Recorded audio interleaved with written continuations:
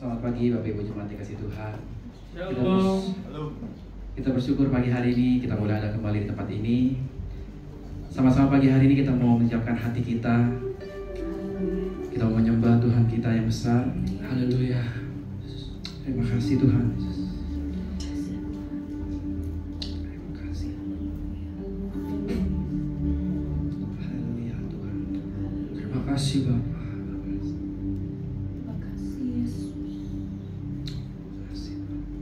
Kami yakin Tuhan pagi hari ini Tuhan Engkau hadir di tempat ini Tuhan, di tengah-tengah kami Tuhan Yesus. Kamu merapi kami Tuhan. Kamu lihat setiap kami yang hadir di tempat ini Bapa.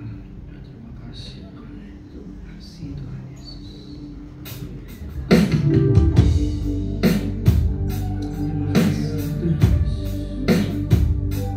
Kami menyembah-Mu Tuhan pagi hari ini.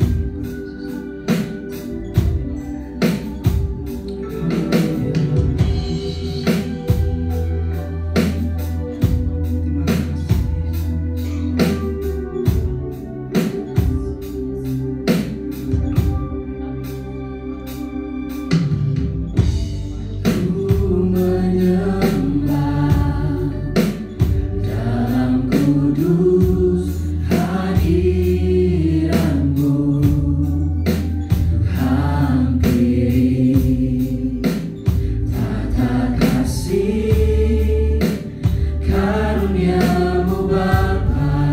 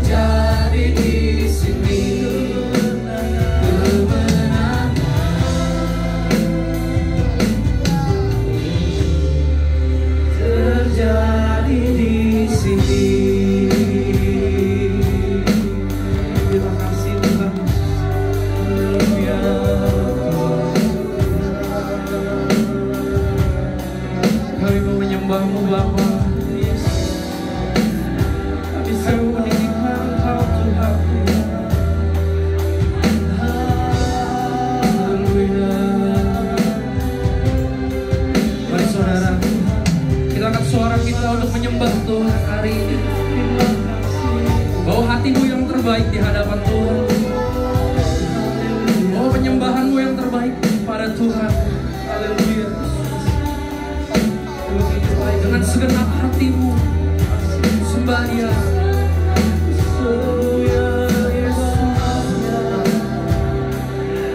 Engkau yang layak kami sembah Tuhan.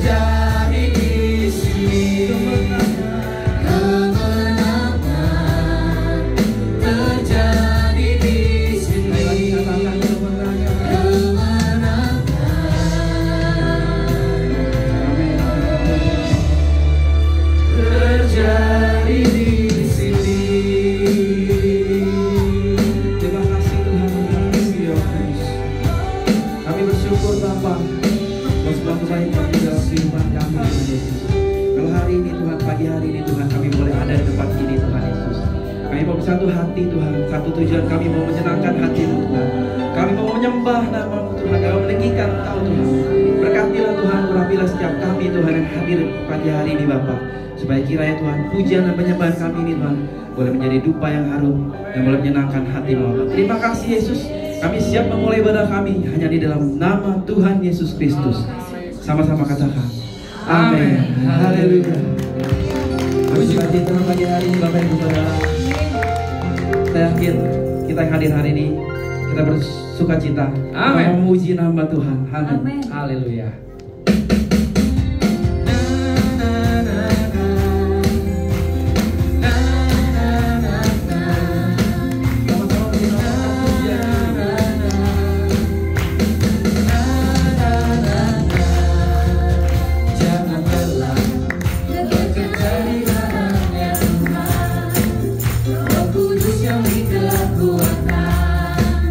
Yang mengajar dan menopang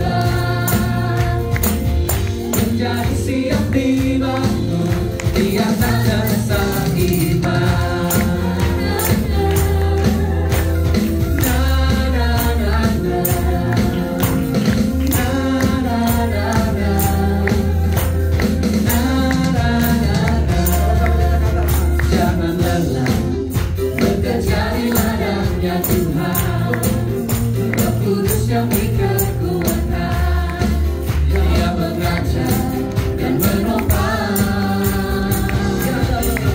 Tiada lelah bekerja bersamamu Tuhan, yang selalu mencukupkan atas segalanya.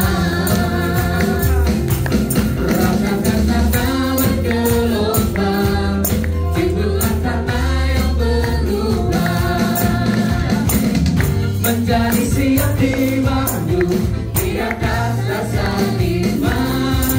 Rasakan tanda bergelombang, timbullah tanda yang berubah, menjadi siap dibangun di atas dasar iman. Haleluya. Beri tangan yang lebar buat Tuhan kita. Sorak-sorai. Sekali lagi sama-sama. Jangan lelah bekerja di ladangnya Tuhan, Roh Kudus yang beri kekuatan, Dia mengajar dan menopang. Tiada lelah bekerja bersamamu Tuhan, yang selalu mencukupkan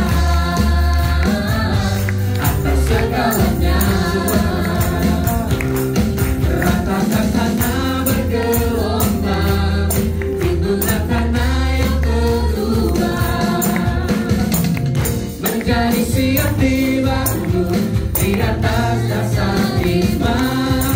Ratakan tanah bergelombang, timbullah tanah yang berubah, menjadi siap dibangun di atas dasar iman.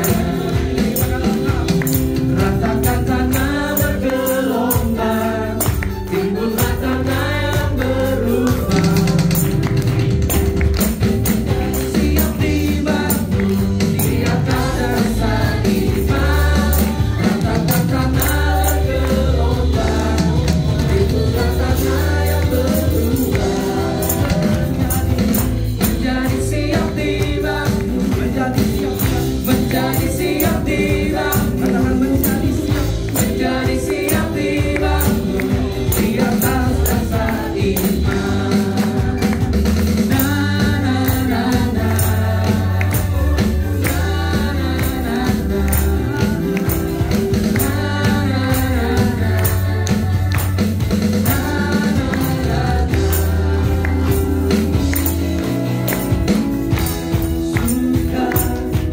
bersuka dalam Tuhan, mari bersuka, bersuka citalah.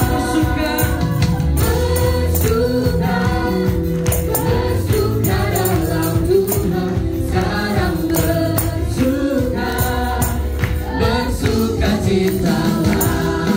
Haleluya. Ada sukacita saudara? Haleluya. Yang bersuka cita boleh lambaikan tangannya. Amin. Haleluya. Mari kita bersuka cita buat Tuhan. Kita mau masuk dalam hadirat Tuhan.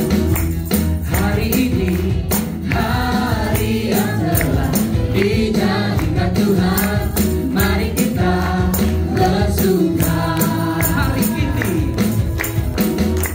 Hari ini, hari yang telah dijadikan Tuhan, mari kita bersuka.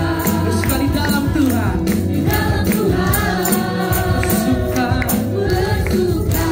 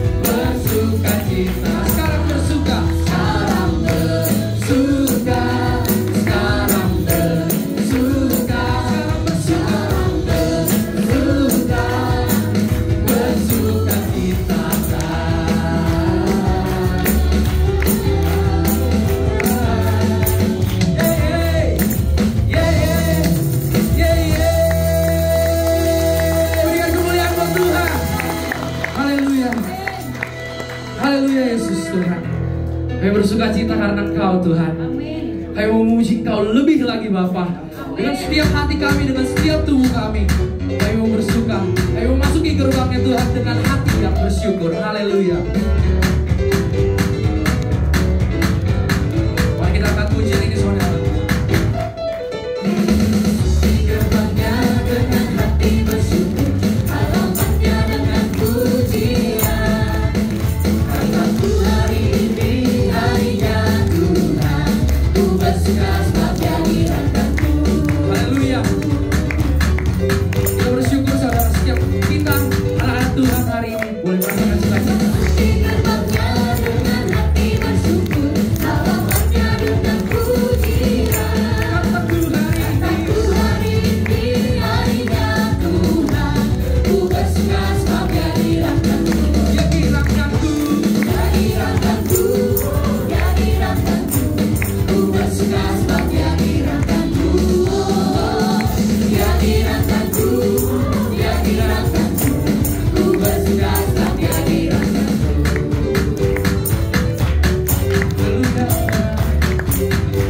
Yesus. Masuk di gerbangnya dengan hati bersyukur, halamannya dengan pujian. Kataku hari ini harinya Tuhan, Ku bersuka sebab Dia dirahkan-Ku. Haleluya. Hari Jumat Tuhan, kita mau lebih sungguh lagi katakan. Masuk di gerbangnya dengan hati bersyukur, halamannya dengan pujian. Kataku hari ini harinya Tuhan, Ku bersuka sebab Dia dirahkan-Ku. Dia kirahkan-Ku. Dia dirahkan-Ku, Dia dirahkan-Ku. Ku bersuka sebab Dia dirahkan-Ku. Dia dirahkan-Ku, Dia dirahkan-Ku. Ku bersuka sebab Dia dirahkan-Ku. Dia kirahkan-Ku. Dia dirahkan-Ku, Dia dirahkan-Ku. Ku bersuka sebab Dia dirahkan-Ku. Dia dirahkan-Ku, Dia dirahkan-Ku. Ku bersuka sebab Dia dirahkan-Ku. Sekali katakan dia kirahkan-Ku. Dia dirahkan-Ku, Haleluya. Dia dirahkan-Ku. Saya berikan kami kehilangan Tuhan. Dirahkan-Ku, Saya bersuka atas nama Bapa. dirahkan-Ku. Dia dirahkan-Ku. Ku bersuka sebab Dia dirahkan-Ku. Dia kirahkan-Ku. Dia dirahkan-Ku, Dia dirahkan-Ku. Ku bersuka sebab Dia dirahkan-Ku.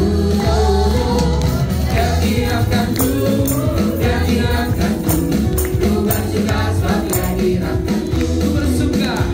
Ku bersuka sebab Dia, Ku bersuka sebab Dia, Ku bersuka sebab Dia dirahkan-Ku.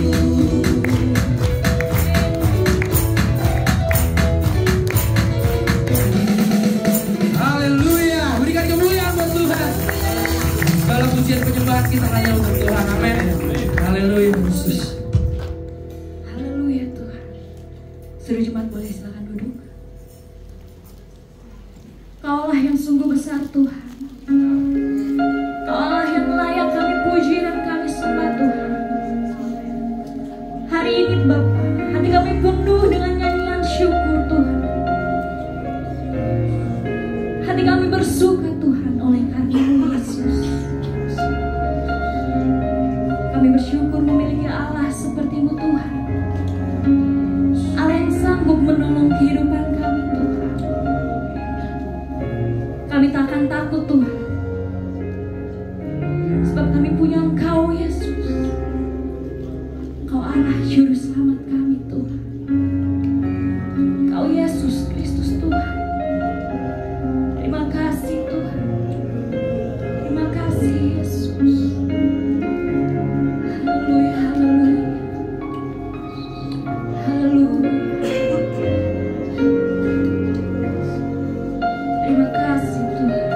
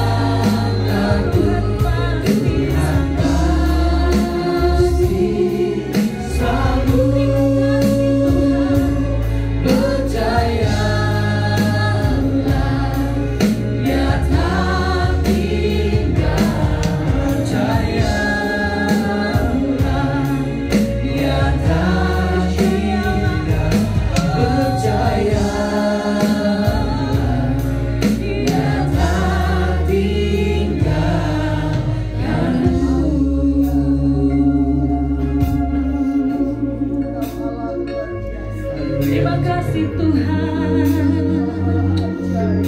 Terima kasih Yesus. Kami sudah melihat Tuhan penyertaan-Mu di dalam hidup kami. Kami percaya, kami sudah percaya Tuhan, pertolongan-Mu selalu nyata Bapa di dalam hidup kami. Kami selalu merasakan pertolongan Tuhan. Hari ini kami mau bersyukur Tuhan. Hari ini kami mau menaikkan pujian syukur. Mau bernyanyi bagi-Mu Tuhan. Mau menyembah-Mu Yesus. Sebagai Allah yang sudah menolong hidup.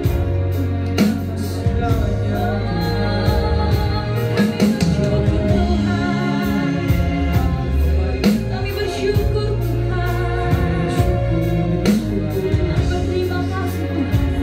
Setiap pertolongan-Mu Tuhan.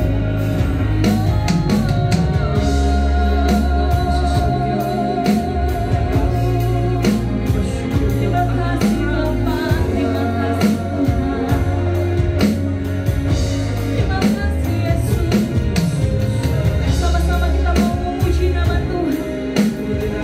Sama-sama kita mau menyembah Dia yang hidup, Dia Allah yang dahsyat. Haleluya, haleluya.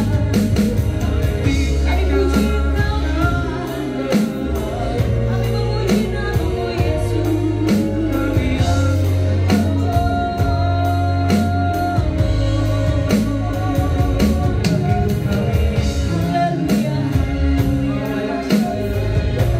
haleluya, haleluya.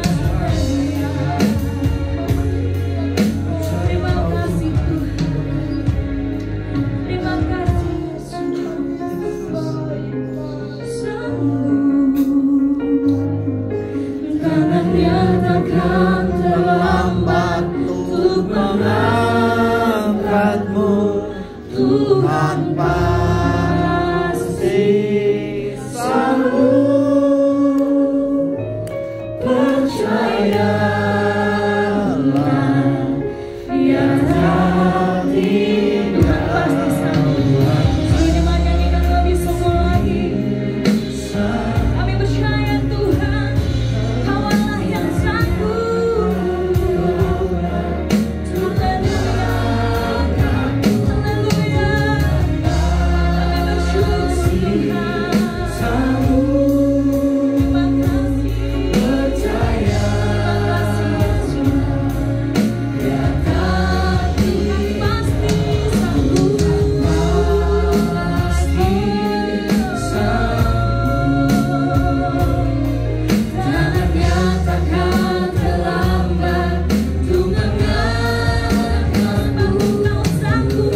Pasti Terima kasih. sanggup. Percayalah, Dia tak Percayalah. percayalah, Sekali lagi katakan percayalah. percaya. Terima kasih Kristus, saya minta janji Gembala untuk kita di dalam doa firman dan Yesus. Puji nama Tuhan. Puji nama Tuhan. Tuhan pasti sanggup. Amin Tuhan. Tangannya takkan terlambat untuk Benar Tuhan Yesus. Tuhan pasti sanggup. Sekali lagi katakan Tuhan pasti sanggup. Dia tak tinggal. Saya rindu saudara, kita boleh mengangkat tangan kanan kita dan tangan kiri kita taruh ke dada kita. Tanda kita benar-benar berserah kepada Tuhan sebagai satu-satunya penolong kehidupan kita, sebagai satu-satunya jalan keluar di dalam kehidupan kita setiap masalah beban hidup kita. Amin Yesus. Dia tak tinggal. Amin. Dengan suaramu yang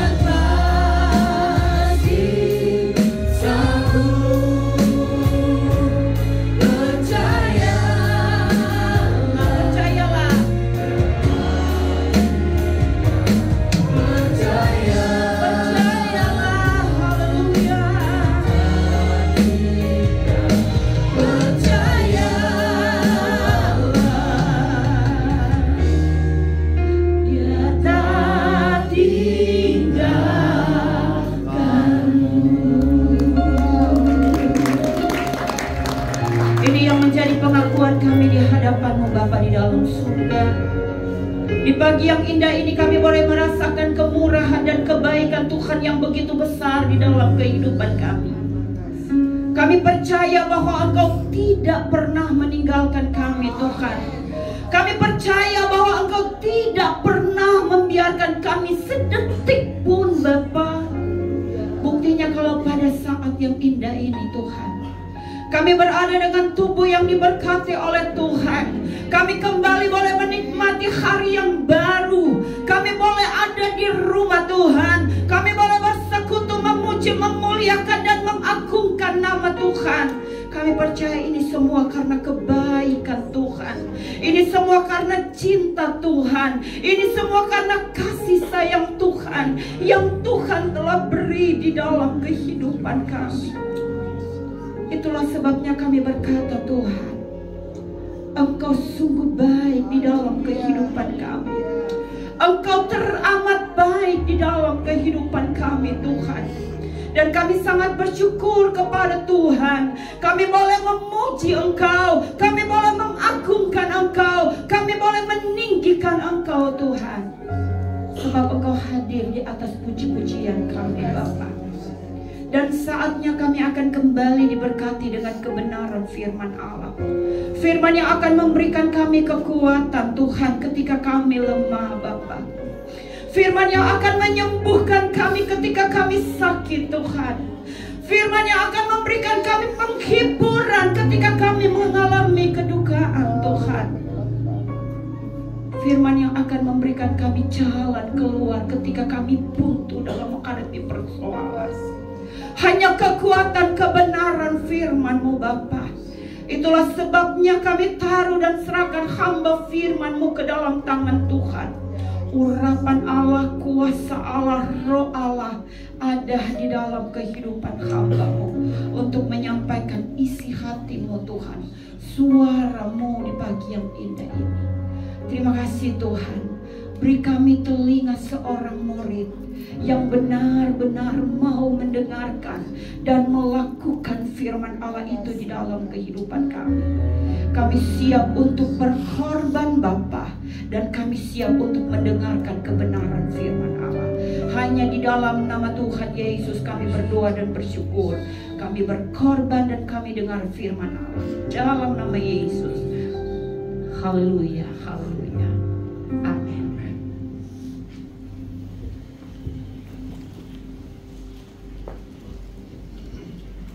Puji Tuhan. Bagi yang bertugas boleh silakan maju ke depan.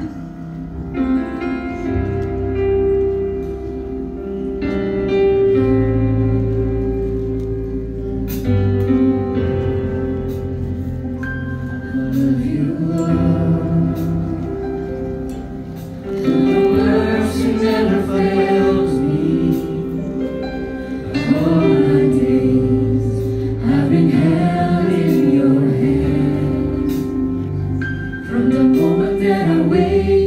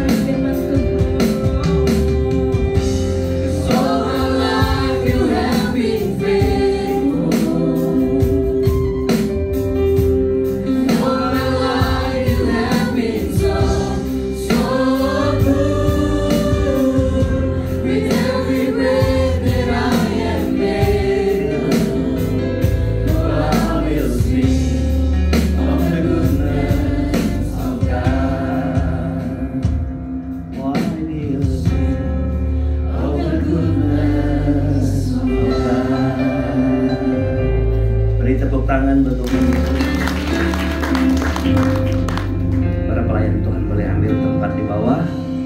Saya ucapkan selamat pagi, selamat kita bertemu kembali, beribadah, memuji, membesarkan akan nama Tuhan. Bapak Ibu Saudara sekalian, senang sekali bisa berjumpa saudara hari ini, bertemu di rumah Tuhan yang kualitasnya lebih dari 1000 hari di luar Tuhan.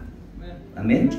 Oke, baik Bapak Ibu Saudara, kita lanjut saja langsung kepada bacaan firman Tuhan. Renungan hari ini momentumnya adalah baptisan air. Maka saya mau cerita tentang baptisan air dari satu sisi yang saya berdoa supaya ini bisa menjadi kekuatan. Kalau sudah tahu, tambahkan kekuatan. Kalau sudah belum tahu, oh ternyata gitu saudara-saudara. Kalau dibaptis dan sebagainya. Oke, kemarin saya sudah sharing terakhir dengan mereka. Ada 4 kali pertemuan di sebelumnya. Dan saya merangkum dan membagi yang belum sempat tersampaikan di 4 pertemuan awal. Dan saya sudah menceritakan sedikit banyak tentang baptisan air. Tapi mari kita dulu membaca di dalam Markus pasalnya yang pertama. Saya ingin membaca ayat ini mulai dari ayatnya yang ke-10. Markus 1 ayatnya yang ke-10. Sudah dapat? Boleh bilang haleluya. Oke.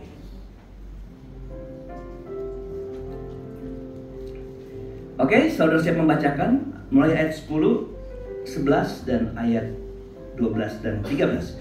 Oke. 1, 2, 3. Pada saat ia keluar dari air, ia melihat langit terkoyak dan roh seperti burung merpati turun ke atasnya. Lalu terdengarlah suara dari surga, "Engkaulah anakku yang kukasihi, kepadamulah aku berkenan." Segera sesudah itu, roh memimpin dia ke padang gurun. Di padang gurun itu, ia tinggal 40 hari lamanya. Dicobai oleh iblis, ia berada di sana di antara binatang-binatang liar dan malaikat-malaikat melayani dia. Saya mau bicara tentang 3 hal, 3 perubahan yang terjadi dalam hidup orang yang sudah dibaptis. Saya ulangin, 3 hal perubahan hidup yang ada dalam seseorang waktu dia dibaptis. Nah, sebelum lanjut, saudara-saudara siapkan hati Bapak Ibu. Kenapa? Karena alat 3 hal ini akan menjadi alat ukur. Jadi ini khotbah bukan hanya untuk mereka yang mau baptis, tapi juga kita yang sudah dibaptis. Ini 3 perkara ini harus jadi alat ukur dalam hidup saya yang sudah dibaptis. Minggu lalu, bulan lalu, tahun lalu, 20 tahun lalu, 30 tahun lalu. Tapi ini nggak pernah ada dalam kita, saudara. Ya, 3 hal ini harus jadi alat ukur. Lalu, oh ternyata saya baptis kok nggak pernah ngalamin 3 hal ini. Nah itu saudara. Nah ini perubahan yang harus ada. Lihat, kalau saya berubah, saya sudah baptis, ada perubahan. Perubahan itu nyata nggak sampai sekarang? Nggak lama-lama. Mari kita lihat perubahan pertama dalam hidup orang yang sudah dibaptis. Ayat 10. Pada saat ia keluar dari air. Kata keluar dari air, ayat 9 bilang pada waktu itu datang Yesus dari Nazaret di Gatana Galilea. Ia dibaptis di sungai Yordan oleh Yohanes. Pada saat keluar, berarti ini keluar dari baptisan. Dan disebut keluar dari air, ini baptisan air. Karena waktu Nikodemus datang, Nikodemus mendengar cerita Tuhan bahwa kalau kamu tidak dilahirkan dalam air dan roh, kamu tidak melihat kerajaan Allah. Jadi ada baptisan air, ada baptisan roh. Nah, baptisan apa yang sementara kita bicarakan hari ini adalah baptisan air. Jadi ini pada saat dia keluar dari air. Nah, keluar itu artinya tadi dia ada di dalam. Jadi itu keluar. Nah, keluar inilah yang disebut baptisan. Tuhan suruh murid-murid, pergilah waktu dia naik ke surga, ke seluruh dunia, beritakan Injil, dan siapa yang percaya, baptislah mereka. Baptislah mereka, baptizolah mereka. Berarti mereka dimasukkan dan dikeluarkan dari dalam air. Jadi baptisan sebenarnya adalah harus diselamkan masuk ke air. Ini intro dulu, masuk ke air. Jadi bukan dipercik, karena di Alkitab ada dipercik, tapi bukan untuk yang disebut kelahiran baru. Itu untuk orang kusta sembuh, itu untuk pentabisan imam dipercik. Karena percik bahasa Yunaninya adalah rentizo. Beda banget sama baptizo. Alkitab nggak pernah bilang Tuhan menyuruh murid-muridnya, pergilah yang percaya lalu direntizo. Tidak, dibaptizo. Nah, waktu itu dia keluar sama dengan saudara yang sudah dibaptis, yang akan dibaptis. Anda akan mengalami seperti ini. Dia keluar. Nah, apa yang terjadi dalam hidup orang Kristen setelah dia keluar dari air baptisan, setelah dia dibaptis? Perhatikan ayat selanjutnya atau kata selanjutnya. Ia melihat langit terkoyak dan roh seperti burung merpati turun ke atasnya. Jadi saat dia dibaptis pertama, Yesus mengalami jamahan dari Roh Kudus. Dengan pengertian adalah setiap orang yang sudah dibaptis, hidupnya mulai dipimpin oleh Roh Kudus. Saya ulang kalimat ini. Setiap orang yang dibaptis, dia mulai dipimpin Roh Kudus. Berarti kalau tanpa dibaptis, sebelum dibaptis, saudara, orang nggak dipimpin Roh Kudus. Saya nggak mau bilang itu. Saya mau bilang ini. Waktu orang dibaptis, terang sekali Alkitab bilang, saat Yesus keluar, Roh Kudus seperti burung merpati datang hinggap di atasnya. Nanti sebentar saya mau buka terakhir gambar tabernakel. Orang dibaptis ada di posisi mana? Karena tabernakel adalah gambaran dari orang yang satu, dewasa, ukuran dari kedewasaan rohani, ukuran dari keselamatan, ukuran dari sebuah pelayanan, saudara. Nah, di gambar itu ada posisi dibaptis. Nah, Bapak Ibu Saudara, ini orang Kristen kalau sudah dialami baptisan air, sudah dibaptis, dia harus mengalami pekerjaan Roh Kudus di dalam hidupnya. Saya tanya, sebelum dibaptis dia sudah pelayanan belum? Sudah belum? Sudah belum? Belum. Makanya pelayanan harus dimulai dari ini. Kenapa? Karena pelayanan tanpa urapan Roh Kudus juga kosong. Haleluya. Amin. Makanya orang-orang yang dibaptis biasanya paling lebih berapi-api, paling sungguh-sungguh, paling bisa memanifestasi pekerjaan Tuhan dalam pelayanannya, saudara. Jadi orang Kristen tuh kalau dibaptis, saudara itu ada pekerjaan Allah, pekerjaan Roh Kudus dalam saudara. Kalau saudara dibaptis, tidak ada jaminan saudara tidak pernah berdosa kembali.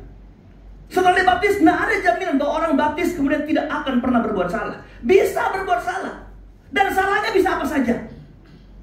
Sesalah-salahnya orang yang gak kenal Tuhan bisa dilakukan oleh orang yang dibaptis. Hanya persoalannya, kalau engkau mengalami Roh Kudus lah yang nuntun saudara untuk menghindarkan diri dari pengaruh-pengaruh berbuat kesalahan seperti yang orang di luar Kristus lakukan.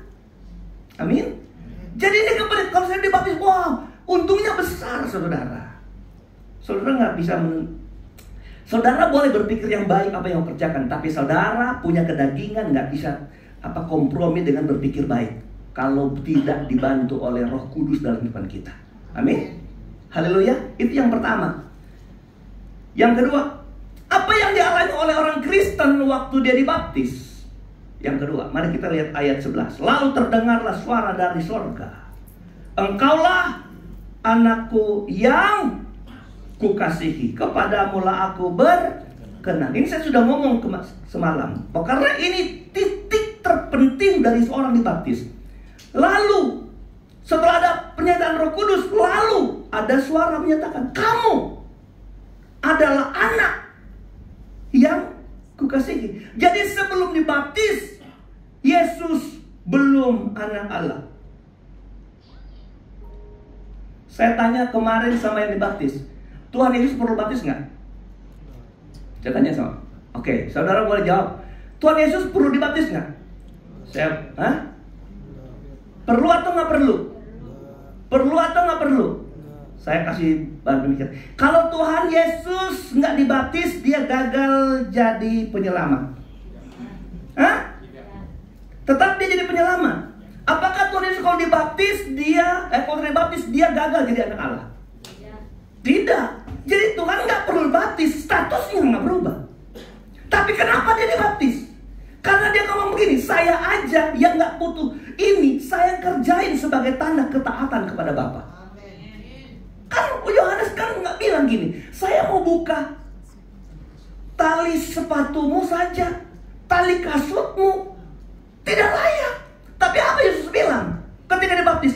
Lakukanlah itu karena sebuah pemenuhan terhadap firman Allah, memenuhi kehendak Allah. Jadi orang nggak dibaptis tidak memenuhi kehendak Tuhan, tidak memenuhi tuntutan Tuhan.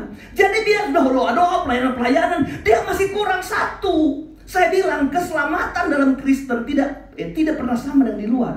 Di luar itu timbangan. Lu berat banyak gini, sedikit dosa bisa masuk surga. Kalau kurang dosanya, kalau banyak dosanya, sedikit amalnya masuk neraka. Tidak. Alkitab mengajar orang Kristen diperhitungkan sempurna untuk datang dalam kerajaan Allah. Nggak ada setengah dosa, sedikit dosa yang dibawa masuk kerajaan Allah. Nggak ada, saudara. Makanya orang Kristen dituntut apa? Memenuhi segala ketentuan Tuhan, memenuhi segala firman Allah. Nah, tidak dibaptis adalah tidak memenuhi firman Tuhan. Boleh bilang amin? Nah, Bapak Ibu Saudara, Yesus nggak perlu dibaptis, dia sudah anak Allah. Dia mencontohkan supaya orang yang ikut dia, yang percaya sama dia, juga harus dibaptis. Amin. Ayat pendukung tentang waktu orang baptis dan Roh Kudus. Kamu dipimpin Roh Kudus karena kamu adalah anak. Coba kita baca dulu. Roma pasal 8 ayat 14. Jadi ini hubungan yang tadi dipimpin Roh Kudus, lalu statusnya anak, perhatikan. Roma 8 ayat 14. Semua orang. Roma 8 ayat 14. Nah, 14 itu tanggal lahir saya itu, jangan lupa. Semua orang yang dipimpin Roh Allah adalah, ya, jadi baptis itu. Dua hal ini terjadi secara apa? Akurat dalam hidup percaya apa? Dia itu dipimpin Roh Allah karena statusnya adalah anak. Jadi tidak mungkin bukan anak dipimpin Roh Allah. Tidak mungkin Roh Allah memimpin yang bukan anak, tidak mungkin. Jadi waktu saudara dibaptis yang kedua, saudara itu mengalami status baru sebagai anak. Jadi waktu Anda nggak dibaptis, Anda bukan anak. Oke, mari kita sedikit belajar tentang anak. Kenapa? Karena waktu orang baptis, orang harus sadar saya ini anak. Saudara jadi sekarang berjalan banggalah. Kalau dulu belum dibaptis segini jalannya, setelah baptis boleh dong gini. Kenapa? Karena kau anak siapa? Anak siapa? Anak siapa? Anak Allah, anak raja di atas segala raja. Jadi angkat kefe lah sedikit, busung dada lah dikit. Karena kamu bukan anak, aduh anak RT aja senang sekali. Dulu saya pernah RT kan.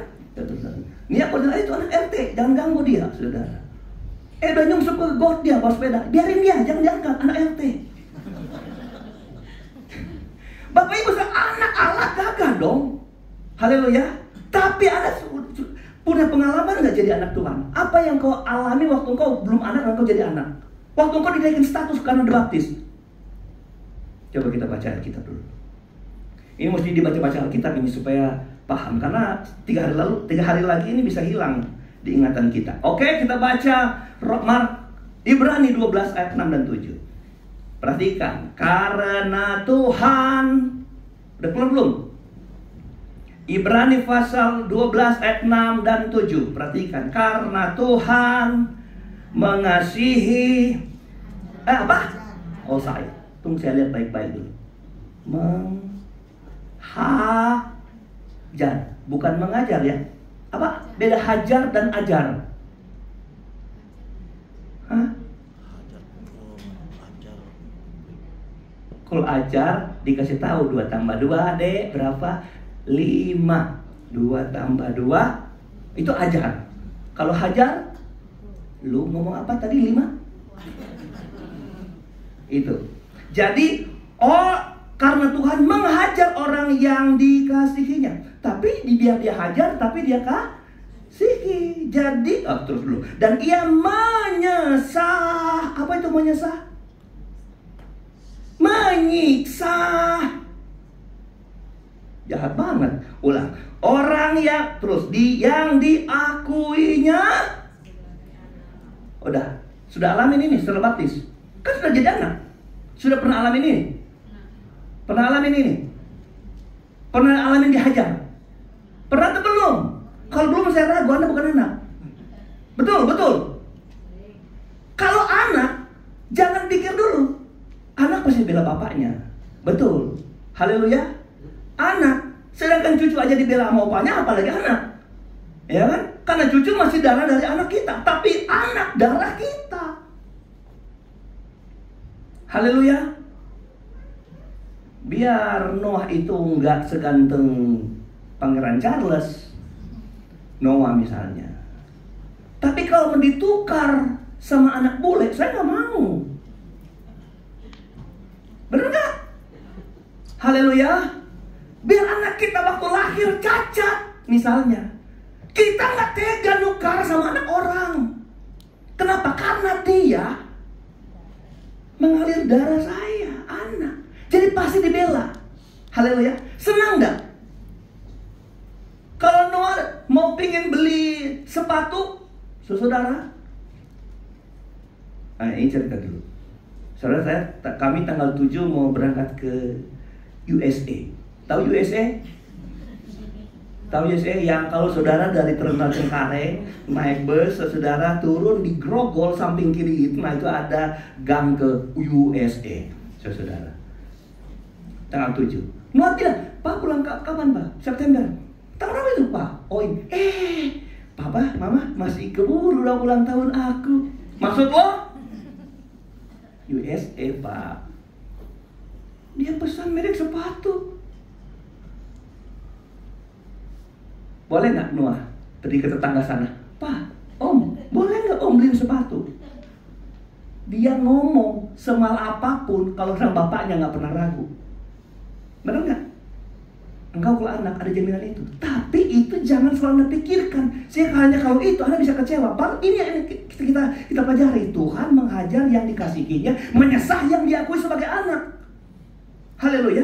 Jadi kalau saudara dapat masalah dalam hidup kekristenanmu, jangan kecewa. Oi. Karena bagian dari orang yang diakui sebagai anak disesah, dihajar. Nggak boleh orang yang bilang, oh ngapain ikut Tuhan? Dulu sebelum baptis saya senang-senang, aman-aman. Setelah ikut Tuhan kok saya banyak hajaran. Ya karena kamu dibentuk jadi anak. Haleluya. Siapa yang mau dipukul? Waktu 2 anak bikin salah. 2 anak sama-sama maling jemuran. 1 anak kita, 1 anak orang. Siapa yang kita hajar? Siapa? Anak kita sendiri, bukan anak orang. Itu bagian orang lain. Haleluya. Sama Tuhan kalau ngajar kita, karena kita tuh anak. Supaya apa? Berhenti maling jemuran. Amin. Ini saudara, dihajar. Jadi kalau Anda punya persoalan, jangan ngambek. Anda belum disesat kok, cuman dihina sedikit, cuman dibilang hidungmu hidung lebar. Masa sudah ngambek? Hei, belum disesat loh saudara. Cuman dibilang disinggung dikit. Jangan jadi orang yang gak sadar. Ini anak harus dihajar karena mau dididik. Ayat setelah ayat 6, pasti ayat 7. Jika kamu harus menanggung ganjaran. Apa itu ganjaran? Apa itu ganjaran? Hukuman. Allah memperlakukan kamu, ini dia enak sekali, memperlakukan kamu seperti anak. Jadi biarlah hukuman Tuhan terjadi kepada kita. Karena Bapak gak pernah memukul tanpa tujuan. Bapak memperlakukan, pukulan adalah pukulan Bapak kepada anak, memperlakukannya sebagai anak, bukan main hantam sembarangan. Makanya mukul anak tahu mana betis, mana otak. Mukul betis tahu, jangan mukul kepala, petang saudara, nyungsep. Bapaknya tahu mana yang terbaik buat anaknya, sekalipun itu menyakitkan. Ayat masih terus. Allah memperlakukan seperti anak. Di manakah terdapat anak yang tidak dihajar oleh ayahnya? Tuh, Alkitab tanya. Ada nggak? Ada nggak? Ada di sini anak orang tua nggak pernah hajar anaknya? Kalau kemarin-kemarin belum, sekarang mulailah menghajar anak. Tapi kan mengajar sebagai ayah. Alkitab bilang apa? Di ujung rotan ada, di ujung rotan ada, di ujung cemeti ada. Oh, udah lupa ini. Di ujung roti lagi. Di ujung cemeti ada mutiara. Saudara, nanti kita belajar khusus sekolah anak tentang anak. Jadi saudara, sudah pengalamannya? Sudah alamin nggak? Udah atau belum? Saya tahu sudah. Cuma reaksi kita yang selalu salah. Reaksi kita yang selalu salah. Aduh Tuhan, ngiring Tuhan begini. Dan memang waktu Anda belum anak Tuhan, Anda seperti enjoy. Nanti setelah Anda jadi anak Tuhan, kok mulai susah saja dengan Kristen ya? Dulu saya cuma biasa aja, iring Tuhan nggak sungguh-sungguh. Boleh ikut Tuhan yang serius, biasa aja. Dagangan paling laris, laku terus tiap hari. Loh kok setelah ikut Tuhan kok susah nih pelanggan, yang kemarin langganan udah pernah datang. Supaya saudara nggak cendengisan karena pelanggan datang, tapi kok cendengisan karena Tuhan buat baik sama hidup saudara. Haleluya. Oke, yang ketiga apa? Yang ketiga, ayatnya yang ke ayat pokok ayat 12 kita baca. Segera sesudah itu. Apa maksudnya? Segera sesudah itu. Ya, segera sesudah itu. Bagi dua ini, kata segera dan kata sesudah itu. Kita mulai dari kata sesudah itu. Sesudah itu artinya sesudah apa? Sesudah dibaptis dan segera, secepatnya. Jadi nggak ada momentum lain dulu terjadi, tetapi ketika dibaptis langsung segera sesudah itu. Apa ini? Apa katanya? Roh memimpin. Roh ini adalah siapa? Roh Allah. Roh yang tadi datang dalam hidup si Yesus waktu Yesus keluar dari air. Roh memimpin dia ke padang gurun. Ayat 13. Di padang gurun itu ia tinggal 40 hari lamanya. Di apa? Oke, sudah pernah dicobai belum? Segera sesudah Anda baptis, hidupmu banyak cobaan. Hidupmu banyak apa? Cobaan.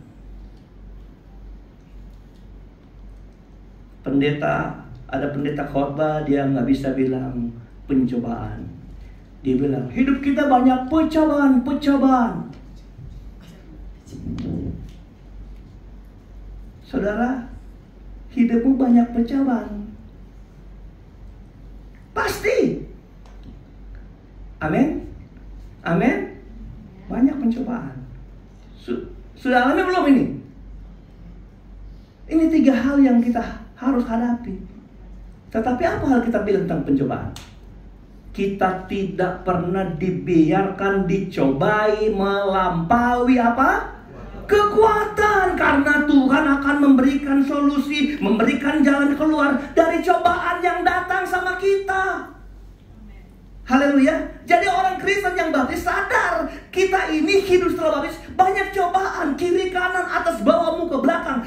Itu dijadikan Tuhan, kan roh dia membawa, roh yang membawa, iblis yang bekerja, roh izinkan. Banyak hal yang mengizinkan terjadi, enggak apa? Mencobai kita. Dan bukan nanti orang di luar sana, di Amerika Serikat yang cobai kita. Kadang itu di dekat kita, di tetangga kita, bahkan orang dalam rumah kita. Yang apa? Yang diizinkan Tuhan, nyobai kita. Yang muji kita kadang-kadang yang mengizinkan bukan orang luar, orang sesama gereja kita. Halo. Bahkan gue lebih hebat lagi, yang Tuhan izinkan terjadi adalah pasangan hidupmu.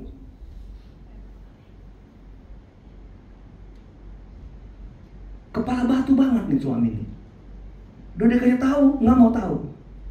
Saudara, kalau Anda tahu kau sudah dibaptis menjadi anak dan Allah Roh Kudus pimpin, saudara harus bereaksi benar waktu engkau mengalami cobaan demi cobaan demi cobaan. Saudara harus tetap maju. Kenapa? Karena saudara sadar predikat yang kau sandang waktu engkau sudah baptis adalah kau anak Allah, dan di dalam hidupmu ada Roh Kudus. Jadi ini bagian yang Tuhan akan gulirkan setiap waktu, setiap saat di hidup kita akan alami, saudara. Tapi waktu kita sadar, aduh saya ini bersyukur ukur sebagai anak Allah, kita nggak akan pernah memandang itu cobaan, itu hal yang begitu berat dalam kita. Saya bilang, saudara mungkin sudah alami 3 perkara ini. Hanya persoalannya, reaksimu bukan reaksi yang tepat sebagai anak Allah terhadap masalah, cobaan yang datang kepada kita. Boleh bilang amin? Oke, 1 ayat. Lukas 2 ayat. Lukas 9 ayat 23. Saya baca dulu, nanti yang di atas cari Filipi 1 ayat 29. Untuk mengokohkan bahwa hidup kita itu begitu. Setelah ikut Tuhan, kita bukan tidak ada masalah. Cobaan datang silih berganti. Katanya kepada mereka semua, setiap orang yang mau mengikut aku, ia harus menyangkal dirinya. Lalu kemudian apa? Memikul salib. Memikul salib setiap hari dan mengikut aku. Jadi kata mengikut aku ada 2 kali. Coba perhatikan. Benar nggak?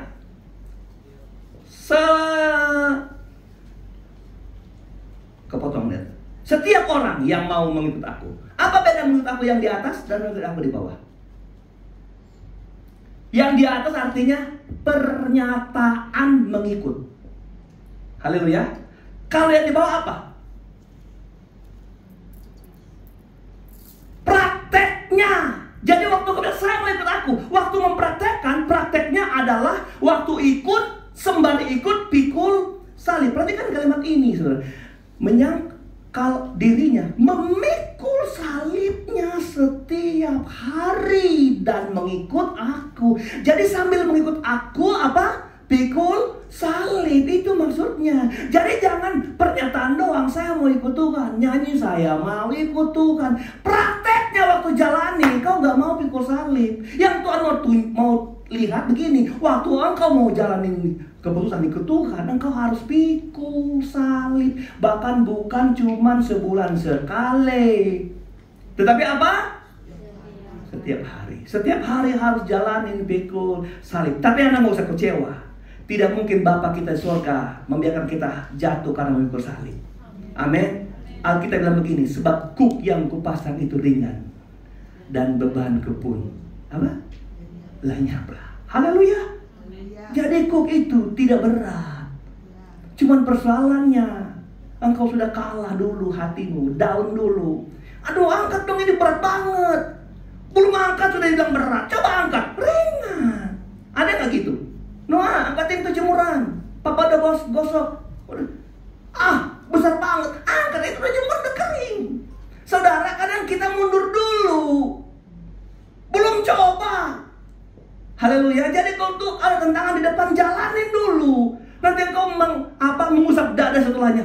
Oh, ternyata aku bisa mengerjakannya, melewati. Tapi kalau belum mulai, engkau sudah bersungut. Belum mulai, engkau sudah kecewa. Saudara nggak punya pengalaman iring Tuhan pikul salib. Haleluya. Jadi apa rangkuman yang Anda bisa tangkap di sini? Engkau jadi anak Tuhan. Waktu keputusan dibaptis, ada Roh Kudus dalam kita. Dia yang nolong saudara. Waktu saudara jatuh dalam dosa, Dia yang ingatkan saudara bangun kembali. Haleluya. Ada status yang kita bawa, kita sandang kemana-mana. Status ini yang membela kita. Haleluya. Status ini memang waktu kita jalanin, statusmu kamu gak jaga ya. Kayak orang bapak bilang, kamu malu-maluin bapak, malu-maluin anak bapak. Kita dihajar, gak apa-apa. Waktu Tuhan mengajar itu buat kebajikan. Haleluya. Terakhir apa? Bahkan rohnya sendiri mengizinkan kita hadapi cobaan demi cobaan, tantangan demi tantangan. Tapi percayalah, selama kita anak Allah dan Roh dalam kita bisa lewatin semua. Makanya nggak ada tantangan, nggak ada persoalan yang membuat kita nggak kerja gereja. Nggak ada. Iya, dengar pernyataan saya. Nggak ada tantangan, nggak persoalan, nggak ada sindiran, nggak ada singgungan, nggak ada yang buat kita mundur dari Tuhan. Nggak ada. Kenapa? Karena kita tahu ada Roh Kudus dan kita punya status harus kita pertanggungjawabkan di depan Tuhan. Yang terakhir, tolong tampilkan gambar yang saya sudah suruh tampilkan. Terakhir nih. Ada keluar? Oke. Saudara, ini materi pelajaran yang suka saya bawakan bertahun-tahun di sekolah Pantekosta, sekolah kita Pantekosta Jakarta. sudah berapa tahun? Saya sudah dapat buku ke-6. Dia tahun ke-6 nih. Saya ngajar ini terus. Yang lain ganti-ganti, kitab Yudas atau kitab yang lain eksposisinya. Tapi ini nggak pernah mereka gantikan, saudara. Nah, kemarin bulan lalu ada seorang mahasiswi yang namanya Yemima yang tanya, Om, dulu Om ngajar tabernakel, ada yang ingin saya tanyakan. Berarti itu saya bersyukur. Kenapa? Karena ada orang yang terima pengajaran masih terngiang-ngiang. Padahal sudah angkatan lalu. Saya pikir Yemima ini temannya JJ, karena waktu dia mewakili Jakarta ikut Perswarawi itu vokalisnya itu Yemima. Saya pikir dia, coba tolongin, karena apa? Tanggal 10, saya ingat tanggal 14 dia bilang, Om boleh, oke, saya mau ke sekolah dulu ke Noah, nanti pulang kamu telepon. Jadi pas dia telepon ada tamu di rumah, jadi saya nggak sempat ngangkat dia. Kelupaan, saudara. Saya bilang, dia kamu kasih tahu, sorry, bilang papa lagi sibuk hari itu. Nah, kamu tanya apa? Nah, berarti itu pelajaran itu saya senang sekali karena masih ada orang yang bisa mengingat. Nah, hari ini saya mau kasih intronya dulu, sehubungan konteksnya dengan baptisan. Saya ulang sama saudara ya, nanti kalau pelajaran ini dimulai, saudara kalau boleh ikut. Kenapa? Karena ada 3 perkara hebat di sini. Kita belajar tentang kedewasaan kita, alat ukur dewasa, alat ukur keselamatan, dan alat ukur pelayanan. Oke, saya jelaskan. Tadi saya nggak ada apa itu yang nembak gitu. Iya, laser. Ada nggak di sini? Pakai sepatu aja. Oke, perhatikan ya. Ini namanya skema tabernakel. Apa itu tabernakel? Tabernakel itu bait Allah. Saya jelaskan dulu. Waktu Musa naik ke gunung Horeb, dia Bapak Ibu Saudara, Gunung Sinai, dia itu diperintahkan Tuhan bikin tabernakel, bikin bait Allah. Ini skema bait Allah, sampai bait Allah yang kemudian mati terus terbelah 2. Ini skemanya begitu. Makanya Anda tahu kan di bait Allah ada orang menjual apa? Binatang-binatang di mana? Di halaman. Kenapa? Di halaman merah. Karena bait Allah itu terdiri dari 3. Pertama, halaman. Kedua, ruang suci. Ada ruang suci, ada tanah panah hijau di sebelah kanan. Ruang suci. Lalu ketiga adalah ruang maha suci. Halaman mana? Halaman itu di sini nih. Jadi Anda lihat ada kotak yang seperti kotak. Lalu ada 1, 2, 3, 4, 5 titik putih itu semua itu ruangan terkurung seperti ini. Jadi yang halaman itu di luar ini. Nah, Anda, ini ya, yang garis hitam di paling pinggir garis hitam itu pagar. Yang kotak-kotaknya itu tiang. Nanti kita belajar sampai ke tiang-tiang ini. Dari tiang ini gambaran apa sih sebenarnya? Perjalanan Kristen, Anda lihat gereja itu banyak namanya gereja Pantekosta Tabernakel, gereja Tabernakel Indonesia, banyak sekali. Kenapa? Karena mereka mengambil ajaran ini menjadi acuan perjalanan keselamatan kita. Saudara, perhatikan. Waktu orang itu di luar Tuhan, nggak kenal Tuhan, dia ada di mana? Dia ada di luar pagar ini, di hitam ini. Dia nggak ada. Dia nggak ada di dalam. Itu orang belum diselamatkan, jauh dari keselamatan. Kalau ada orang bilang, saya berbuat baik, saya berbuat benar, saya nggak pernah bikin salah. Selamat dia nggak terima Tuhan, dia itu di luar sini. Nah, waktu dia mau jadi orang Kristen, dia harus masuk ke dalam. Masuknya kemana? Ini ada pintu nih. Anda lihat ini kotak ini kan, ini bulat ini pintu, tiang pintu. Jadi 1, 2, 3 ada pintu. Pintu masuk ini ada 3. Masuk ke dalam halaman dulu. Jadi ini pagar yang di luarnya. Nah, ini masuk ke halaman ke dalam. Ya, kalau kita lihat ada 3 pintu. 3 pintu itu bicara apa? Kalau 3 bicara Bapa, Putra, dan Roh Kudus. Coba perhatikan. Kalau 3 pintu ada berapa tiang? Pintu menjadi 3 karena ada berapa tiang? Karena ada berapa tiang?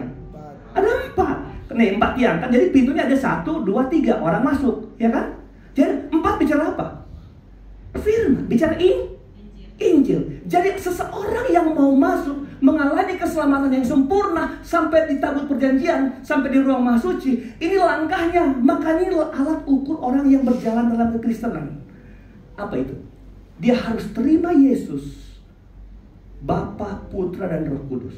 Pengakuan iman Kristen manapun, nomor 1 adalah percaya Yesus Kristus adalah Tuhan. Percaya kepada Tritunggal. Benar nggak, saudara? Ini orang Kristen. Baru kemudian firman. 4 itu bicara Injil. Orang Kristen jadi orang Kristen karena dia terima. Oh ya, firman ngasih tahu Alkitab kasih tahu, cerita tentang Yesus kasih tahu, karena Injil itu cerita tentang keselamatan. Dia masuk jadi apa? Percaya. Waktu dia percaya, apa yang pertama dialami? Anda lihat, mesbah korban bakaran. Kenapa ini alat? Jadi ada mesbah. Jadi pas di halaman sana ada mesbah. Pas masuk di pintu ada mesbah. Korban bakaran. Jadi itu nanti itu jelaskan. Saya jelaskan nanti. Dia buat dari apa? Dari emas. Ada api, ada bara. Gimana bentuknya? Ada ring pengangkatnya. Itu ada artinya. Semua Bapak Ibu Saudara. Kenapa? Karena waktu mau pindah, mereka tinggal masukin pengangkat, masukin kering, diangkat. Karena ini kan tabut pindah-pindah selama mereka perjalanan di padang pasir, padang gurun. Nah Bapak Ibu Saudara, pertama masuk apa? Pengorbanan. Jadi orang Israel dulu kalau mau bilang ada salah, bilang sama imam, kami mau bikin korban persembahan. Kenapa? Karena kami bikin kesalahan. Oke, mana? Lembu, kambing atau binatang, ya kan? Bila itu dibawa sama siapa? Sama imam ke sini bareng sama orang itu. Lalu binatangnya disembelih sebagai apa? Tanda pengorbanan. Binatangnya itu dibakar di sini.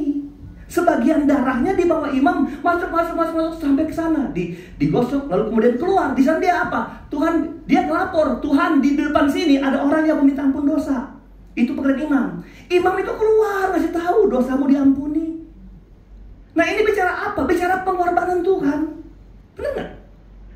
Dulu kan orang Israel gitu. Orang Israel apa? Kalau mau diampuni dosanya, korban bakaran, bakar dan lembu di sini supaya dosa diampuni. Imam besarnya kasih tahu, oh iya sudah diampuni. Nah sekarang Yesus sudah meniadakannya. Kenapa? Karena dia yang menjadi domba. Amin. Dia sembelih. Nah waktu orang Kristen mau lebih mendalam dalam kekristenannya, dia masuk, dia harus percaya pada pengorbanan Tuhan, bahwa dia itu selamat karena Yesus dikorbankan di situ. Haleluya. Jadi Injil ngasih tahu. Oh, kamu harus percaya kepada firman Tuhan. Lalu dia responnya percaya firman Tuhan. Oh, saya selamat karena pengorbanan Tuhan. Dia harus percaya pada pengorbanan Tuhan. Nah, waktu dia percaya pada pengorbanan Tuhan, hidupnya juga harus dikorbankan. Bahwa dia membakar dagingnya juga di sini. Kedagingannya mulai dilepas di sini. Keinginan-keinginannya dilepas di sini. Nah, apa waktu dia menerima Yesus sebagai juru selamat yang sudah mati bagi dia? Apa responnya? Dia, oh ya saya percaya sama dia, sama Yesus yang sudah mati bagi saya. Dia itu langsung ke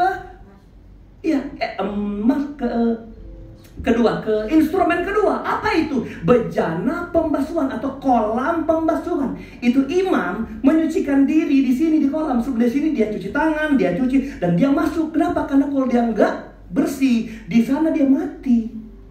Si imam. Nah makanya waktu orang Kristen dia terima Yesus sebagai Tuhan Juru Selamat, dia bohong kalau dia nggak mau terima Tuhan dalam baptisan air. Ngerti nggak sih saudara? Makanya kalau di pelajaran saya bilang begini, Anda kalau nggak dibaptis, saya bilang gembala-gembala banyak. Pelayanan itu harus orang yang sudah terima Tuhan. Tapi orang, oh dia tanya, tapi Pak Pendeta, kami pelayanan baru 3-4 orang. Baru kecil, ada yang belum baptis. Nanti pelayanan siapa? Oke, Anda ada siasat nggak untuk menjadikan pelayan-pelayanmu masuk ke sini? Makanya perlu belajar ini. Saya bilang sama gembala-gembala sidang yang itu pelajaran. Nah itulah bicara baptisan. Apa itu baptisan? Baptisan adalah pengakuan terhadap pengorbanan Tuhan di sini. Benar nggak? Pengakuan ini Tuhan saya mau baptis. Kenapa? Karena Tuhan sudah mati buat hidup saya. Haleluya. Amin. Baptisan itu kan kelahiran baru, gambaran dari kematian, ya kan? Makanya baptis itu gambaran dari kematian dan kebangkitan Kristus kan, kita baca di Roma. Itu gambaran dari kelahiran baru. Dulu kita hidupnya lama, jadi hidup baru, harus dilahir dari kan. Ini anak-anak yang berbaptis seperti kan, Anda di sini, Anda ada di bejana pembasuhan. Baptisan. Ini mudah-mudahan setelah ini yang sadar yang belum baptis, saudara. Oke? Saya simpan maknanya yang lain. Saya mau bicara ini. Waktu saudara ada di sini, yang gambar-gambar orang ini nggak usah ya, karena itu gambar imam-imam yang melayani. Bajunya nanti baju bisa dijelaskan. Ini ada batu-batu, batu giok, batu segala macam, saudara. Bejana pembasuhan. Kita ada di sini. Orang yang dibaptis masih di sini. Masih di mana itu? Masih di mana? Masih di mana? Halaman. Belum masuk ke sana, belum di pelita itu kaki diam, bicara terang. Belum di meja roti bicara firman Tuhan. Belum di mesbah dupa, itu bicara pelayanan. Jadi orang kalau cuma baptis nggak mau melayani, engkau masih di halaman. Coba kita baca kita. Nanti saya itu kalau udah buka ini bisa 6 jam. Pendekin dulu, oke? Satu ayat yang saudara harus taruh di ayat di firman Allah. Wahyu pasal 11 ayat 1 dan ayat 2. Saudara boleh buka di Alkitab karena saya nggak mau pindahin ayat ini. Saya tadi lupa bilang sama Ken tulis ayat di sampingnya. Oh iya, mantep Ken memang nggak salah kita milih operator ini. Padahal saya nggak ngomong, dia langsung keluarin saudara. Oke, perhatikan ya, kita bacain aja. Perhatikan. Kemudian diberikanlah kepadaku sebatang bulu. Jadi ini penglihatan siapa? Yohanes di Pulau Patmos. Akhir zaman tuh dibukakan sama Tuhan. Apa yang mau jadi sih di akhir zaman? Saya baru hari apa saya terima mahasiswa dari UPH? Hari apa itu? Rabu, jadi belum seminggu. Mereka 6 orang atau 5 orang. Nanya tentang apa? Eskatologi, tentang kedatangan Tuhan. Nah itu makanan saya sebenarnya saudara ya. Saudara, berarti dia universitas besar belajar tentang kedatangan Tuhan, tentang eskatologi, tentang akhir zaman. Kita fokus di sini. Kepadaku. Jadi Yohanes dapat penglihatan, dia diberikan apa? Sebatang bulu seperti tongkat pengukur rupanya dengan kata-kata yang berikut. Bangunlah.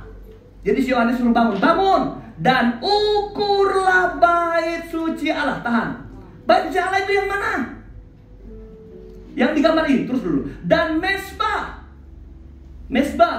dan apa? Mereka yang beribadah di dalamnya. Jadi ukur bangunannya dan orangnya yang memanfaatkan bait Allah. Ukur. Jadi yang diukur ini bukan orang di luar, bukan orang yang nggak percaya Tuhan. Yang diukur ini orang Kristen.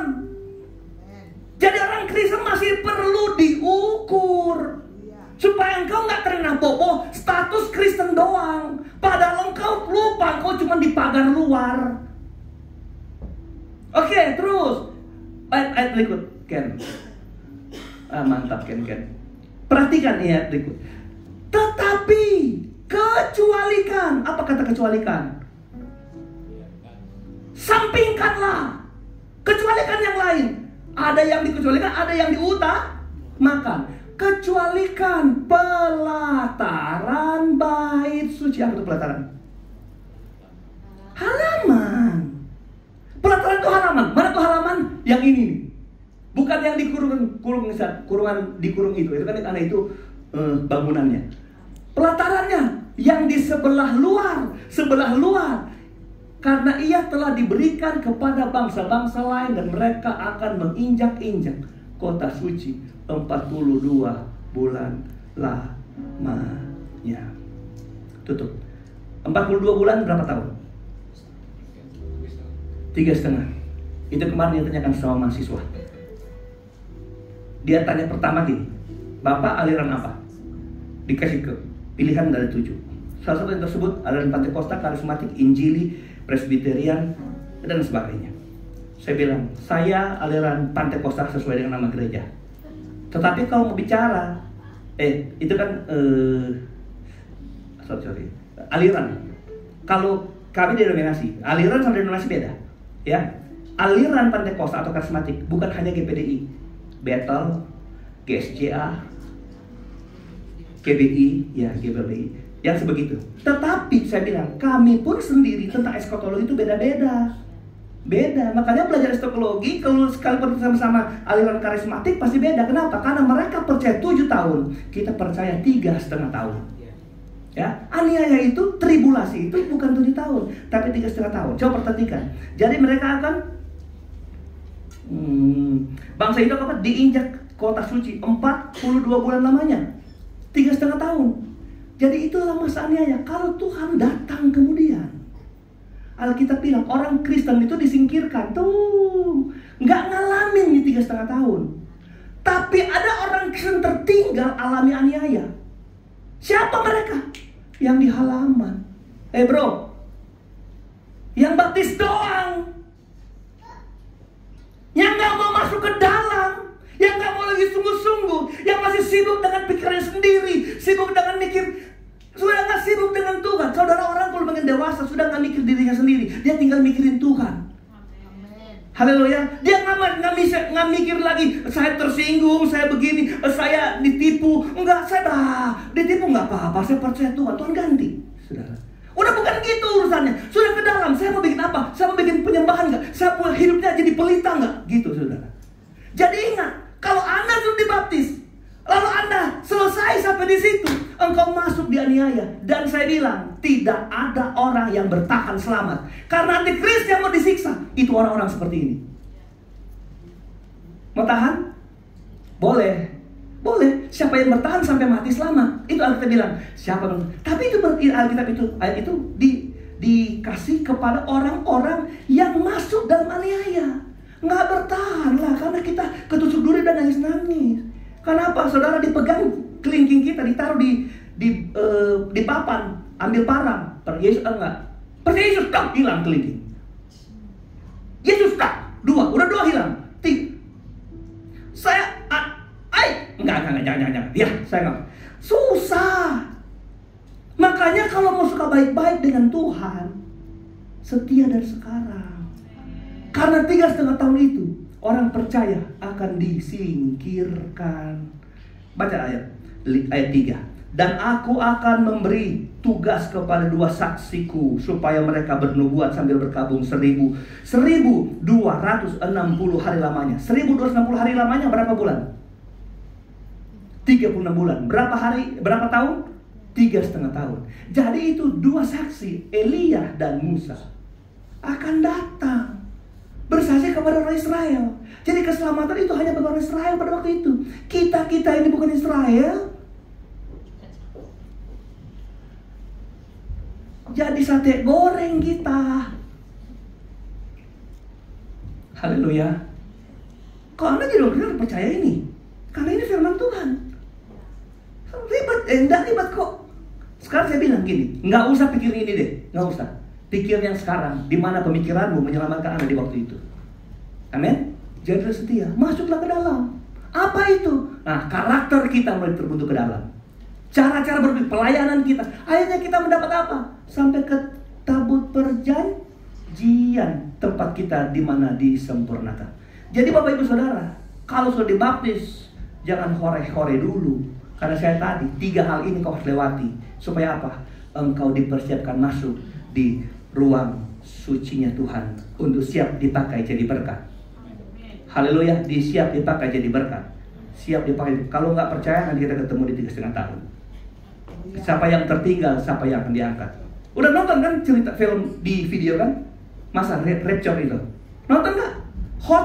Pendeta lagi khotbah begini, hilang dong. Pemain musik udah sumbang, kenapa? Sudah hilang pianonya. Jemaat tinggal berapa orang, udah hilang, udah keangkat. Lagi dia mau jalan-jalan, bukan istrinya udah hilang, keangkat. Itu bukan cerita omong kosong. Cuman mungkin kejadian seperti itu nanti kita lihat waktu. Tetapi ini cerita tentang orang percaya akan diselamatkan. Itu pasti terjadi. Nah tugas kita, ayo sudah dibaptis, mari kita bangun hidupan kita jauh lebih baik. Untuk apa? Untuk masuk di area di mana Tuhan menjaminkan keselamatan buat kita. Tundukkan kepala kita. Haleluya. Terima kasih Tuhan buat anugerah-Mu.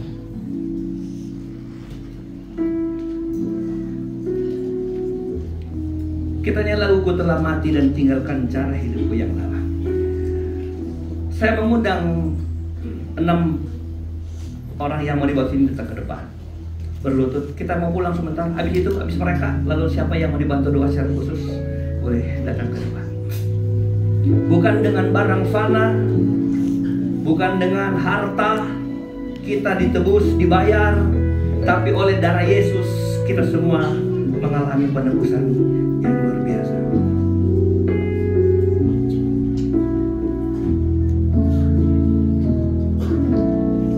Bukan dengan barang fana, ya, kau membayar. Mari kita bangkit berdiri Bapak Ibu Saudara. Dengan darah yang mahal Tuhan telah bayar kita. Jangan sia-siakan, jangan cuma main-main. Harus lebih fokus dengan Tuhan. Karena langkah yang sekarang yang kau ambil masih proses di dalam halaman, hanya di pelataran. Engkau sudah mendapat tiket untuk masuk di dalam ruang sucinya Tuhan. Siapkan hidupmu. Tuhan siap memakai orang-orang yang rendah hati, yang mau berbaur dan berpikir tentang pelayanan pekerjaan Allah dalam hidupnya. Pekerjaan Tuhan yang berlaku dalam pribadinya untuk dibawa masuk giring mengalami ruang suci maha sucinya Tuhan. Taruh berkat tangan hamba, kekuatan, sukacita, kesiapan hati anak-anak ini Tuhan untuk berjalan menerima Kristus Tuhan di baptisan akhir dan anugerah Tuhan ini akan menyertai mereka. Terima kasih banyak untuk surga dalam nama Tuhan Yesus Kristus, Tuhan melimpah anugerah Tuhan mengalir lawat Tuhan dan mereka menjadi orang yang luar biasa di dalam Tuhan, di mana segala tantangan dan persoalan akan mereka mampu lalui karena ada kekuatan Roh Kudus dalam mereka, dan Engkau akan memandang mereka sebagai anak Tuhan. Sekalipun Engkau hajar, tapi Engkau bela, Engkau tolong dalam nama Yesus. Kekuatannya tak pernah berhenti akan terus menyelamatkanmu dari setiap godaan, tantangan, berat bahaya. Kekuatan Allah Roh Kudus mengangkatmu kembali untuk menyadari bahwa yang pertama di dalam nama Yesus. Tuhan, kuatkan anak muda ini. Mereka tidak sekedar keinginan sendiri menerima Kristus sebagai Tuhan, tetapi ada keputusan yang mereka tetapkan di dalam sanubari mereka. Tuhan memberi pengakuan Yesus Engkau juru selamat, dan mereka siap hidup dalam hidup yang baru di dalam kemurahan kasih setia Tuhan. Terima kasih, kami berdoa hari ini. Dan ada yang mau dibantu doa secara khusus?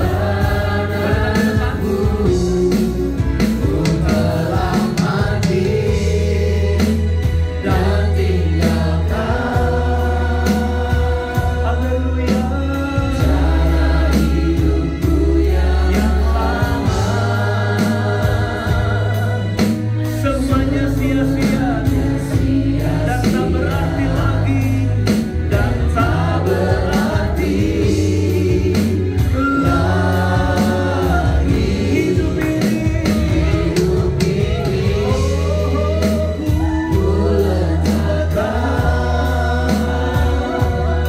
Pada mesbahmu kami menaruh hidup kami. Kami siap dibakar Tuhan hidup kami, supaya kami menjadi manusia baru di dalam Tuhan. Yang kami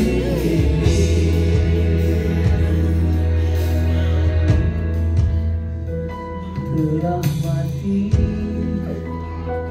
dan tinggalkan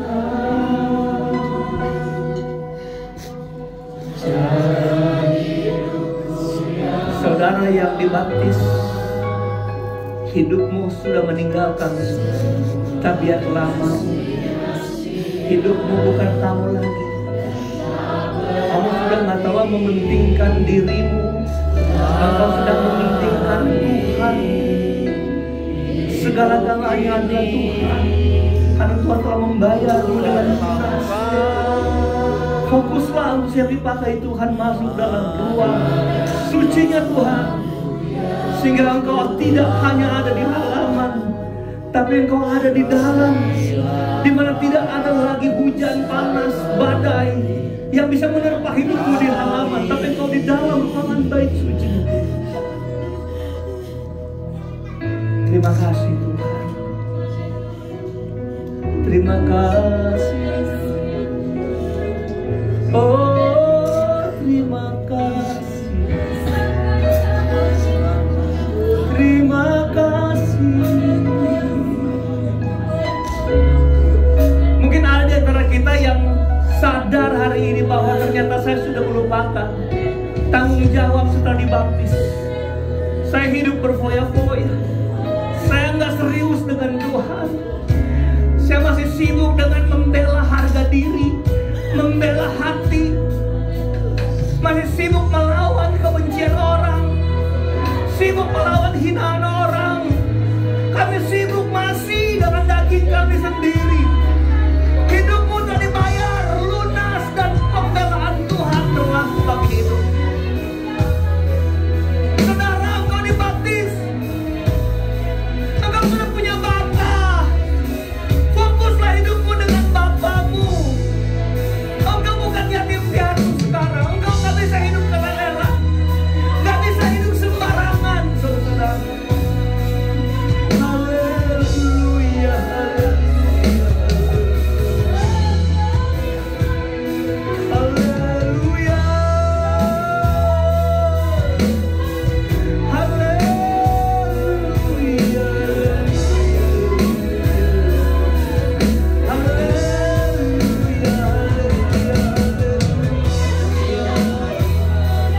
terima kasih Tuhan berkat bagi kami.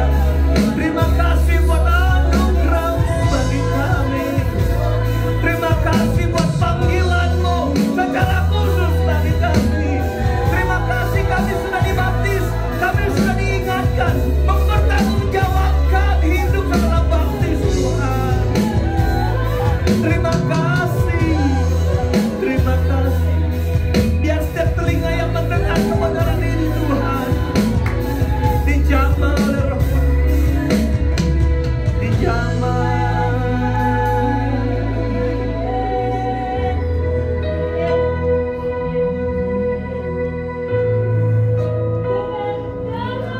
Tenangkan hidup kami Tuhan. Damai sejahterakan kami Bapa. Kami siap berjalan maju sebagai anak-Mu, karena kami tahu ada Roh Kudus di dalam kami Tuhan. Kami siap salah untuk mendapat hajaran dari Tuhan. Kami siap dibentuk Tuhan ketika ganjaran harus kami terima. Berarti kami bisa salah Tuhan, tetapi Engkau baharui kehidupan kami dengan firman-Mu. Kami akan melihat segala kesempatan yang dijadikan cobaan dalam kami Tuhan. Kami akan melihat segala kesempatan yang Tuhan izinkan menjadi tantangan hidupan kami Bapa. Kami tidak akan mundur, kami tidak akan pernah mengeluh. Kami akan terus ambil sikap dan langkah maju di dalam Engkau, karena kami tahu siapakah yang beserta dengan kami, siapakah yang kami bawa di pundak kami. Nama Yesus, nama Raja di atas segala raja, nama Bapa kami. Terima kasih Tuhan buat setiap hati yang menerima kebenaran ini dengan iman, dan tuntun kami kepada kebenaran sampai pada rembang tengah hari. Terima kasih Tuhan, terima kasih. Ini ucapan syukur doa kami. Berkati jemaat Tuhan yang tidak sempat hadir, lawat mereka dengan kasih-Mu. Sakit sembuhkan, lemah beri kuat, bimbang tetapkan Tuhan. Dalam nama Yesus kami rindu mereka bersama-sama kami Tuhan, menyembah memuji Engkau. Disinilah kami Tuhan diperbaiki hidup kami, disinilah kami dibentuk. Itu sebabnya kami ingin kami dibentuk bersama-sama Tuhan, untuk menjadi layak di hadapan Tuhan. Terima kasih.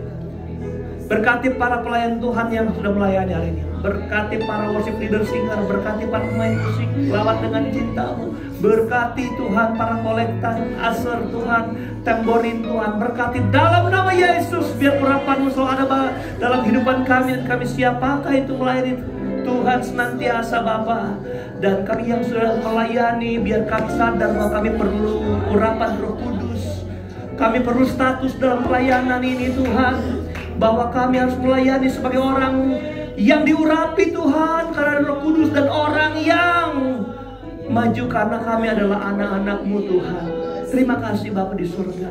Langkah pulang jemaat Tuhan jauh dekat kami berkendaraan Tuhan sama tolong tibakan dengan selamat di rumah masing-masing. Dan sebentar acara baptisan air kami serahkan dalam tangan Tuhan. Semua yang kami siapkan berjalan sesuai dengan kehendak Tuhan. Dalam nama Yesus kami sudah berdoa dan akhiri ibadah ini. Akhirnya kami angkat tangan dan hati kami di hadapan Tuhan. Umat-umat yang kekasih pulang dan bawalah berkat, anugerah, damai sejahtera, kasih sayang, sukacita, penghiburan, kekuatan, serta urapan yang dari Allah Bapa, Putra, dan Roh Kudus di dalam kasih karunia Tuhan Yesus Kristus menyertai kita yang tetap setia, taat, sekarang dan sampai Maranatha. Tuhan Yesus datang kembali. Mengucap syukur kami sudah